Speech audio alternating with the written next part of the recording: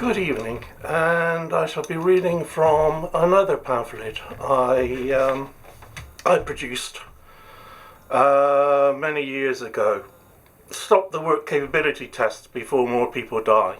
The work capability tests, if you haven't heard about them, are the mandatory tests people who wish to claim disability benefits have to go through in order to be judged whether they should have them or be considered fit for work. They're a disgrace, quite frankly. They were brought in by Tony Blair following similar legislation by the Conservatives under Peter Lilly. They were done in conjunction with the American private insurance company Unum, and the attitude was that a certain amount of benefit claimants are always committing fraud. And there has been immense pressure to find seriously disabled people fit for work.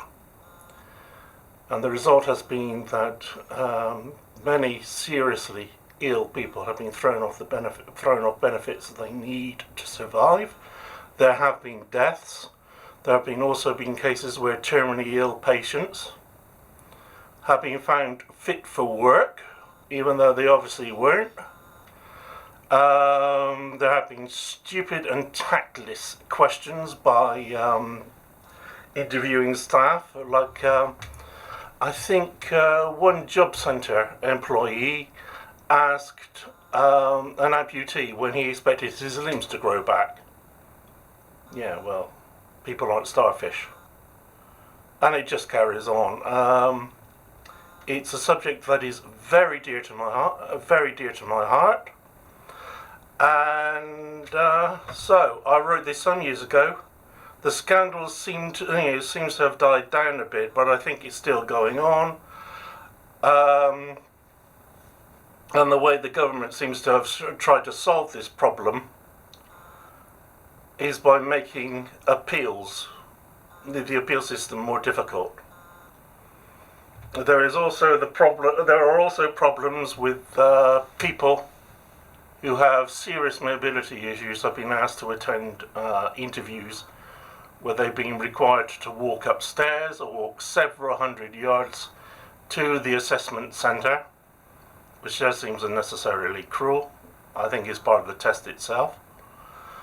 Yeah, it's a mess and a disgrace, and it should be wound up now. And this pamphlet was intended to tell you why. Here it is. It's only 7 pages long, and so I hope it won't test your patience. Starts off with a meme posted by Vox Political. Just one death is one too many. When the deceased was claiming state benefits that were intended to keep them in good health. The Conservatives, for the privileged few, together with the Liberal Democrats, have presided over thousands. They refused to publish the statistics. It seems they were embarrassing. Vox Political had to appeal for a legal ruling to get this information out to the public. But the DWP won't provide it until after the general election. The Tories and Lib Dems are withholding the facts from you, so please withhold your vote from them. Now, obviously, this was some years ago. Mike, the person behind the Vox Political blog, went after the DWP in order to see just how many people had died through being thrown off their benefit, and that was the response. We can't tell you. We're not telling you, and they kept stonewalling. I mean, he eventually got some information out of them, but I don't know, if it was precisely what he wanted. But good job to Vox Political for doing all it did. One of the very worst policies introduced by various governments as part of their campaigns to dismantle the welfare state over the past decade has been the worst capability test. This was introduced by New Labour in October 2008, along with a new benefit for the disabled and long-term sick, the Employment Support Allowance, which replaced incapacity benefit. The work capability test is intended to show the person claiming benefit really cannot work. It consists of a questionnaire in which boxes are to be ticked in answer to particular questions about the claimant's health and disability. 10 of these tests were on the claimant's physical health and another 10 are on their mental, cognitive and intellectual fitness. There may also be a brief physical examination. The tests are performed by medical doctors working on behalf of a government outsourcing company.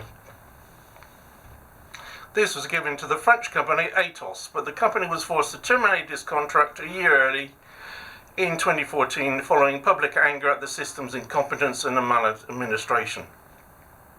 The contract was then given to an American company, Maximus. The tests may be repeated as often as the Job Centre Plus decides. If the disabled person scores low in the tests, they are judged fit for work.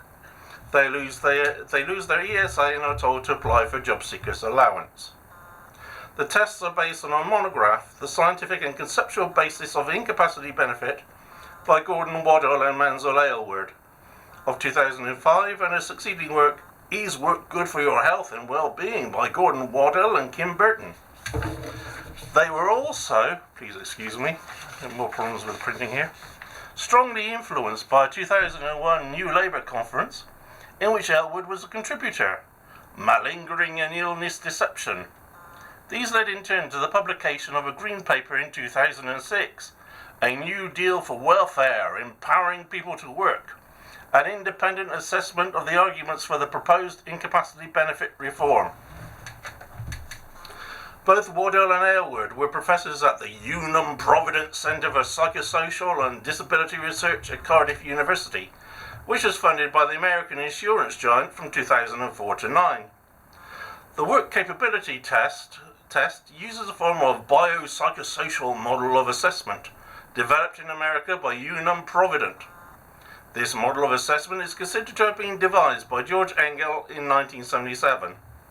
In 2006, a paper produced by Professor Christopher Butler and his colleagues attacked the model as wanting and inadequate. Waddell and Aylward's 2006 paper has also been attacked and discredited by Emeritus Professor Alison Ravetz.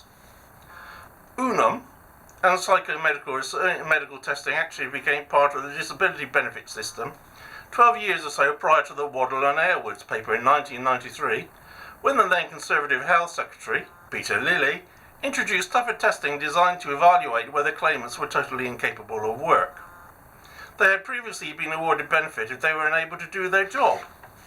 Lilly considered that this approach was open to sentimental interference by doctors and so set up an incapacity benefit medical valuation group, whose members included John Lee Cascio, the second vice president of Unum Corporation. Locascio had recently been seconded to its British branch, Unum Limited, based in Dorking in Surrey. In 1994, Locascio was appointed to train the British doctors charged with carrying out the tests by the Benefits Agency Medical Services. New Labour claimed that the purpose of the work capability test has been to get people back into work. This was always a misleading claim. New Labour had a 10-year plan to remove 1 million people from the 2.8 million receiving disability benefits.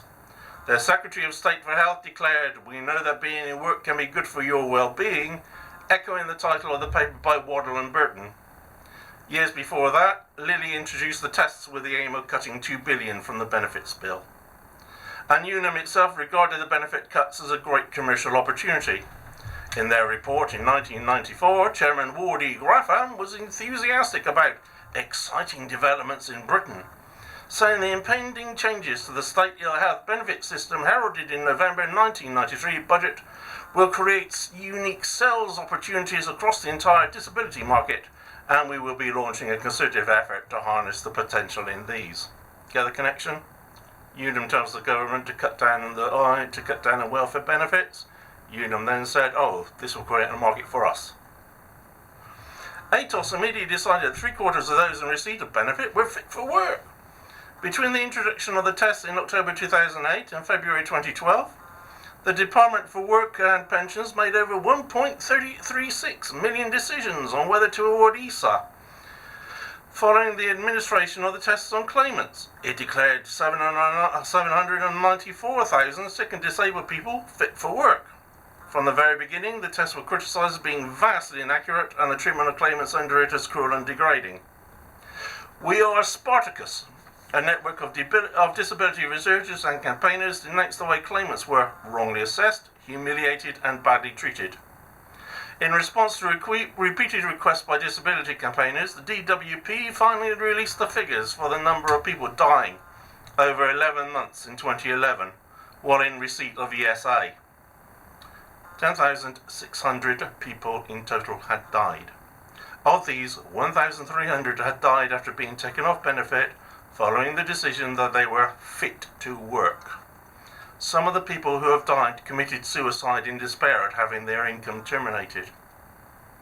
One of these was a 47-year-old man who took a drug overdose. Others experienced a deterioration in their mental health due to the stress of assessment. Between 2008 and 2014, there were 600,000 appeals.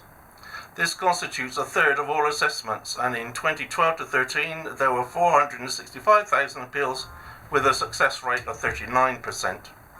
In some areas, lawyers had a success rate of over 80% overturning decisions by ATOS against the claimant receiving benefits.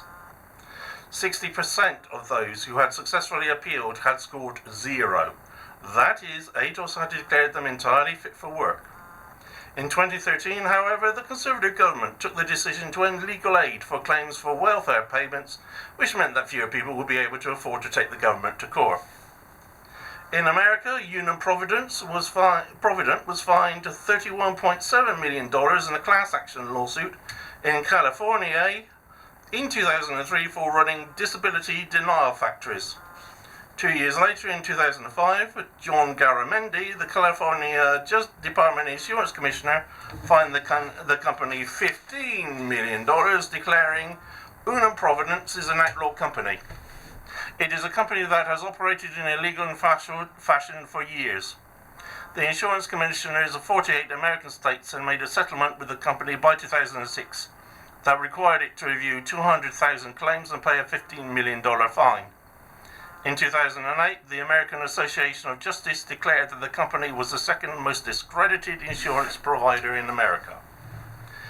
Despite public anger at ATOS's conduct of the work capability test for ESA, the government in 2012 awarded the company another contract, worth over $400 million, for assessing whether disabled people were suitable for the personal independence payment that was scheduled to replace the disability living allowance in 2013.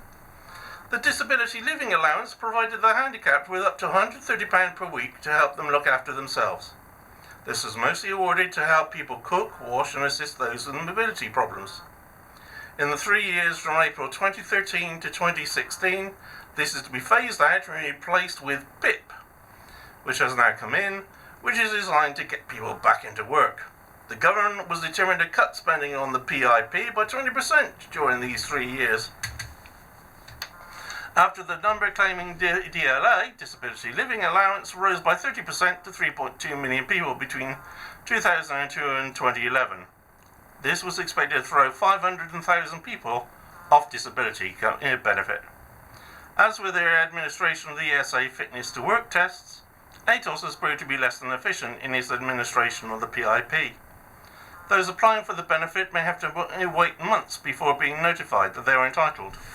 The cancer charity, Macmillan Cancer Support, stated that there were serious delays in the approval of payments. As well as leaving the terminally ill without this benefit, it also meant that they were unable to claim other vital benefits with which PIP was linked. As a result, some were forced in their desperation to take out loans from payday loan companies, which have a truly exorbitant interest rate. The number of problems with ESA dealt with by Citizens Advice rose from 54% from 2011 to 2012, when the Bureau dealt with 450,000 of them. Paul Farmer, the head of the mental health charity Mind, criticised the test for failing to consider the effects on mental health on people's ability to work. In an interview with The Guardian in 2012, he said, "The system is based on assumptions that claimants need to be forced back to work rather than supported on their own terms, and that those not well enough to go back to work are somehow perceived as scroungers. These attitudes only serve to further damage individuals' mental health and increase the time until they may be ready to return to work.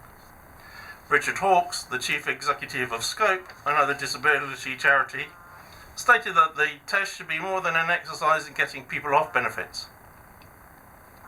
It should make sure disabled people get the specialist, tailored and flexible support they need to find and keep a job. The House of Commons Work and Pensions Committee condemned the test, stating that the system was so flawed it needed to be completely overhauled.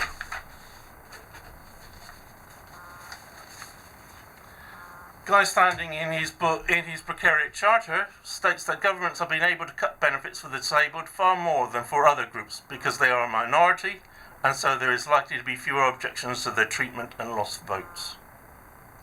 He also recommends that any firm hired by the government to provide services for the disabled should be bound by three commitments. The first should be to the disabled themselves. The second should be to the government, and the third should be to the whole of society, as the rest of us could be next. The employment contract awarded to such outsourcing firms should include penalty clauses, require them to compensate the disabled claimant directly when they do not award them the correct benefits. This compensation should be much more than the benefits the disabled person did not receive. They should also be penalised for their mistakes. This would be a start, but it is not enough. The problem lies not with the companies administering the tests, but with the whole system of tests itself. The cause of the problem is the attitude of successive governments, from John Major's Conservatives through Blair and Brown's New Labour, and then the Conservative-led governments of David Cameron, and those subsequent governments, Theresa May, Liz Truss, Boris Johnson, and now Rishi Sunak. That the disabled should automatically have their benefits reduced regardless of the poverty and hardship involved. The goal should be to provide benefits to support the poor and disabled, rather than cuts intended to reduce the tax burden for the rich. The work capability test and the poverty and stress it inflicts should be stopped now. I am afraid that looking at the political climate on the right, there's going to be more pressure to cut benefits and fiddle the work disability test results even further. We've seen various right-wing politicos turn up on right-wing news and comments broadcasters like GB News saying, oh, well, there's so many million jobs going in Britain, there are so many people going on disability benefit, we need to get these disabled people out and working in these jobs. So that's it. It needs to go, but probably won't. Thank you for listening.